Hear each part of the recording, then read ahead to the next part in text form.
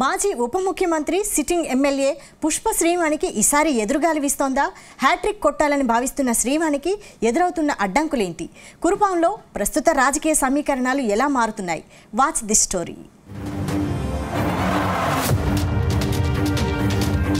ఉమ్మడి విజయనగరంలో ఎస్టీ సీటుగా ఉంది కురుపాం. ఇక్కడి నుండి సిట్టింగ్ ఎమ్మెల్యే మాజీ ఉప ముఖ్యమంత్రి పాముల పుష్ప శ్రీవాణికే వైసీపీ మళ్లీ టికెట్ కేటాయించింది.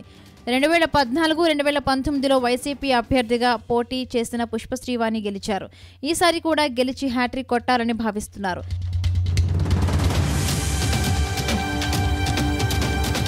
అయితే ఈసారి పుష్ప శ్రీవాణి గెలుపు అంత సులువు కాదన్న గుసగుసలు వినిపిస్తున్నాయి. సిట్టింగ్ ఎమ్మెల్యే పుష్ప శ్రీవాణికి నియోజకవర్గంలో భూకుంభకోణాలు, ల్యాండ్, శాండ్ మాఫియాలతో సంబంధాలు ఉన్నాయన్న విమర్శలు వస్తున్నాయి. మరొకవైపు ప్రతిపక్ష టీడీపీ ఉమ్మడి అభ్యర్థిగా ఒక సామాన్య గిరిజన మహిళకు టికెట్ ఇచ్చింది.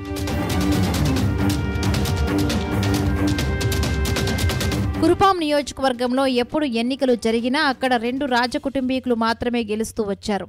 కేవలం 2 పర్యాయాలు మాత్రమే సామాన్య గిరిజన అభ్యర్థులు గెలిచారు. పార్వతీపురం, మన్యం జిల్లాలో ఉన్న కురుపాం నియోజకవర్గం ఏర్పాటు కాకముందు నాగూరు గిరిజన నియోజకవర్గంగా ఉండేది. నాగూరు నియోజకవర్గం నుండి శత్రుచర్ల చంద్రశేఖర్ రాజు 2 సార్లు ప్రాతినిధ్యం వహించారు. టీడీపీ ఆవిర్భావం తరువాత అక్కడి నుండి మొదటిసారి నిమ్మక జయరాజ్ అనే ఒక సామాన్య గిరిజన ఉద్యోగి పదవీ విరమణ చేసి ఎన్టీఆర్ పిలుపు మేరకు టీడీపీలో చేరి శత్రుచర్ల రాజకుటుంబీకుల ఆధిపత్యానికి బ్రేకులు వేశారు. మాజీ డిప్యూటీ సీఎం, గిరిజన శాఖ మంత్రి పాముల పుష్ప శ్రీవాణి శత్రుచర్ల చంద్రశేఖర్ రాజు కోడలు. 2 సార్లు ఎమ్మెల్యేగా గెలిచినా ఆమె నియోజకవర్గానికి చేసిన అభివృద్ధి ఏమీ లేదన్న విమర్శలు వస్తున్నాయి. పూర్ణపాడు వంతెన నిర్మాణానికి నాటి ముఖ్యమంత్రి చంద్రబాబు శంకుస్థాపన చేసి పిల్లర్లు వేసినా ఇప్పటికీ వంతెన పూర్తి కాలేదు. సరైన రహదారి సౌకర్యం లేక గర్భిణీలు ప్రసవ సమయంలో వైద్యం అందక మృత్యువాత పడుతున్న పరిస్థితి ఉందంటున్నారు.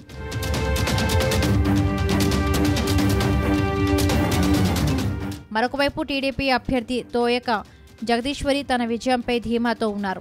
వైసీపీ నుండి టీడీపీలోకి భారీగా చేరికలు ఉండడంతో తెలుగు తమ్ముళ్లలో కొత్త ఉత్సాహం కనిపిస్తోంది. మొత్తం మీద పుష్ప శ్రీవాణికి తోయక జగదీశ్వరి నుండి గట్టి పోటీయే ఎదురవ్వచ్చన్న అంచనాలు ఉన్నాయి.